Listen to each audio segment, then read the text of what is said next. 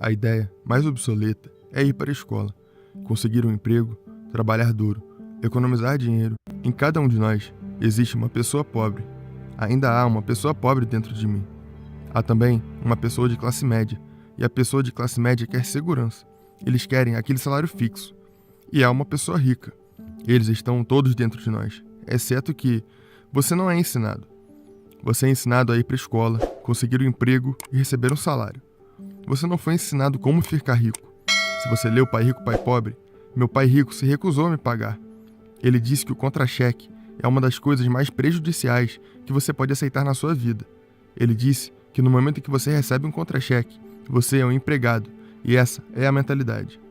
Portanto, o meu pai rico nunca me pagou, e isso deixava meu pai pobre louco, que era um funcionário do governo. Ele dizia: você tem que pagar as pessoas. E o pai rico não estava dizendo que o salário era ruim. Ele dizia que não queria ser escravo do dinheiro. Então, como empresário, você sabe, se o pai rico desistisse... Acabei de tentar outra empresa. Ele não precisava de um salário. E eu não precisava de ninguém para cuidar de mim. Se o governo não gosta de mim, eu me mudo para outro país, porque eles precisam de empreendedores lá. Portanto, o empreendedor não é tanto um negócio. O empreendedor é realmente a mentalidade, o conjunto de habilidades e o conjunto diferente de regras. Veja bem, as pequenas empresas não operam pelas mesmas regras que as grandes empresas. O empreendedor é primeiro a mentalidade, conjunto de habilidades e regras. E dependendo se você é um funcionário ou uma pequena empresa, as regras são diferentes. As mentalidades são diferentes. Os conjuntos de habilidades são diferentes. Se você pudesse dizer uma coisa para alguém que nunca empreendeu e eles estão pensando em dar um salto de fé para se tornar empresário, o que você diria para eles? Bem, eu vou dizer a eles a mesma coisa que aconteceu comigo. Sabe, no meu último pagamento, eu ainda me lembro claramente, foi um dos piores e melhores dias da minha vida. Eu estava em Porto Rico. Eu trabalhava para a Xerox e meu chefe me deu o meu último. Não era um cheque de pagamento, era um cheque de bônus.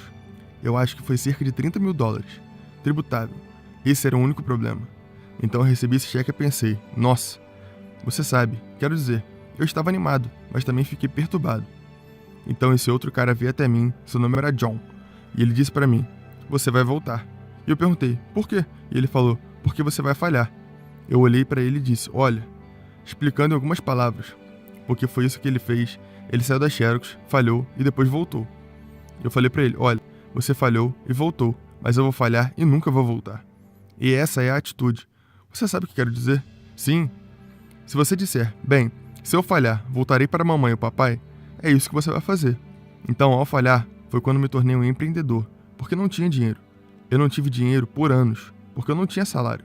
Mas foi isso que meu pai rico me incentivou a fazer. Ele me dizia, quando você não tem esse salário, você fica mais faminto, mais esperto, e é um teste para o seu caráter. Você vai se tornar um trapaceiro? Vai ser desonesto? Você vai enganar e roubar? Ou você vai se tornar um ser humano melhor? Essa é realmente a vantagem de se tornar um empreendedor. Você realmente descobre quem você é quando você não tem nada. Então, você sempre tem que ver o quadro geral. Muitas pessoas pensam, mas o que vai acontecer comigo? E quando você olha para o quadro geral, você também saberá que quando algo de ruim acontece, algo de bom acontecerá. Mas você precisa se preparar para o que quer que aconteça. Se você acha que os próximos 20 anos serão como os últimos 20 anos, você vai se dar mal. Quando vamos ao supermercado para comprar uma caixa de leite, sempre olhamos a data de validade. Mas a maioria das pessoas não verificam a data de validade em seus cérebros. Em vez de me livrar de dívidas, fico endividado. Acabei de refinanciar 300 milhões em dívidas. Passei de 5% para 2,5% de juros. Cada mês entra mais dinheiro, porque meu custo de dinheiro diminuiu.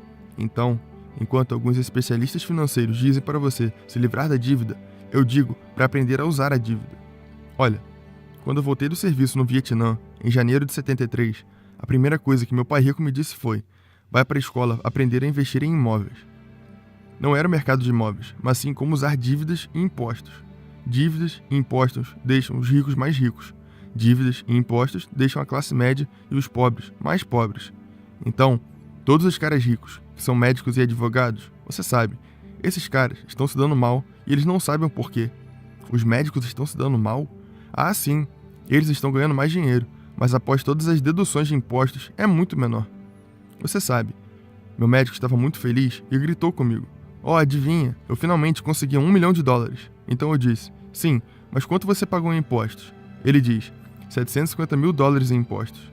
Então seu lucro foi de cerca de $400 mil. Isso não é ruim, mas quando eu ganho $1 milhão, eu fico com $1 milhão. E a razão é porque eu não faço isso trabalhando por dinheiro. Veja, se você trabalha por dinheiro, você é taxado. Então é por isso que a lição número 1 é Pai Rico, Pai Pobre, é que os ricos não trabalham por dinheiro. O que nós fazemos em vez disso é criar negócios, como empreendedores, comprar imóveis. Eu não invisto na bolsa de valores. A razão é porque, como empreendedor, eu tenho mais controle sobre minha renda, quanto eu ganho e quanto eu pago de impostos. E porque eu sou empresário e investidor no ramo imobiliário, eu pago 0 impostos. Então, toda vez que faço, digamos, $1 milhão como empreendedor, eu invisto imediatamente em imóveis e tenho um ganho de 4 para 1. Então, eu coloco $1 milhão em imóveis e recebo 4 milhões do banco. E é por isso que eu adoro os bancos. Mas os bancos estão ferrando com todo mundo. Você sabe, é terrível, mas é bom para mim. Você diz que quando os bancos imprimem dinheiro é bom para você, mas é ruim para as pessoas que trabalham para o dinheiro. Porque quando você imprime, pessoas que poupam dinheiro ficam prejudicadas, assim como aquelas que trabalham por dinheiro. Quando eles imprimem, os devedores ficam ricos. Veja, dívidas e impostos tornam os ricos mais ricos e os pobres e classe média mais pobres. Quando temos ideias obsoletas, obtemos resultados absolutos. Então, o que está acontecendo para a maioria das pessoas, a ideia de ir para a escola, conseguir um emprego, trabalhar duro, economizar dinheiro, se livrar de dívidas, comprar uma casa porque é um ativo a investir a longo prazo, isso está obsoleto. O mundo mudou. O mundo mudou em 1971, quando o presidente Nixon nos tirou do padrão ouro e o dinheiro tornou-se dívida. E se nos livrarmos da escola? O que aconteceria? Seria melhor se não tivéssemos nenhum sistema educacional? Não. O que eu estou dizendo é que a educação era mais importante antes. Ela é simplesmente obsoleta. Você sabe, existe a lei de Moore, e ela diz que a quantidade de informação dobra a cada 18 meses. Ou seja, em 18 meses está obsoleto. E esse é um fenômeno recente. Então, quando você sai da escola, você está obsoleto. Hoje, os bancos estão cobrando juros para economizar dinheiro. Em outras palavras, os bancos não querem seu dinheiro porque eles imprimiram demais. E é por isso que existem bolhas no mercado de ações e bolhas no mercado imobiliário e tudo isso. As pessoas estão despejando dinheiro, porque, como eu disse aqui, os poupadores são perdedores e o dinheiro é lixo. E ainda assim as pessoas dizem: bem, eu quero um emprego que pague um bom salário. Essa é uma ideia obsoleta. Sair da dívida é uma ideia obsoleta. Você deve aprender como se endividar, como usar as dívidas para ficar rico. E eles nunca vão te ensinar sobre os impostos. A razão pela qual 1% está bem aqui e os outros 99% estão indo nessa direção é porque quando você imprime dinheiro, duas coisas acontecem: inflação e impostos. Isso está acabando com eles. E qualquer empresário que pensa: só vou ganhar dinheiro, começar um negócio e ganhar muito dinheiro, porque é disso que nós falamos. Não é isso que os verdadeiros empreendedores estão fazendo. Existem 28 milhões de empresários, donos de pequenas empresas na América. 24 milhões são empresários individuais. Eles são chamados de empreendedores sem funcionário. E é isso que acontece quando as pessoas realmente não entendem o que um empreendedor faz. Portanto, a maioria das pessoas trabalha por conta própria, mas não são realmente empreendedores. Os autônomos pagam os impostos mais altos de todos, e ninguém diz isso a eles. Sim, também é chamado de espírito empreendedor, mas o que realmente estamos falando é que não existe economia ruim. Você sabe, eu e você, todos nós temos uma economia externa, mas também temos uma economia interna. E a nossa força de vontade é para mudar nossa economia interna. Então, para mim, eu posso ver a boa, posso ver a ruim, eu realmente não ligo.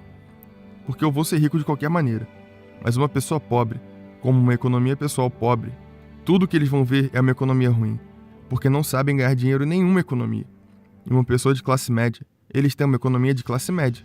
Eles querem uma boa casa, um salário fixo, um emprego e um carro. Então, quando você tira o trabalho deles, isso é um desastre. Bem, uma vez que o empresário não tem um emprego, não é grande coisa. Então, tudo que estou dizendo às pessoas é que o Buck Fuller me ensinou. Existem sempre dois lados. Você sabe o que quero dizer? Então, se você acha que a economia está ruim, é porque sua economia está ruim. Se você acha que é estabilidade, você sabe, o emprego é importante, então você verá uma economia sem empregos. Sua economia versus a economia externa. O que você consegue controlar versus o que você não consegue controlar. Eu posso controlar sim. É a chamada de foco interno versus o foco externo. Portanto, o verdadeiro empreendedor tem um foco interno, mas se eles caírem, eles dizem: olha, isso é bom porque eu vou subir ainda mais alto.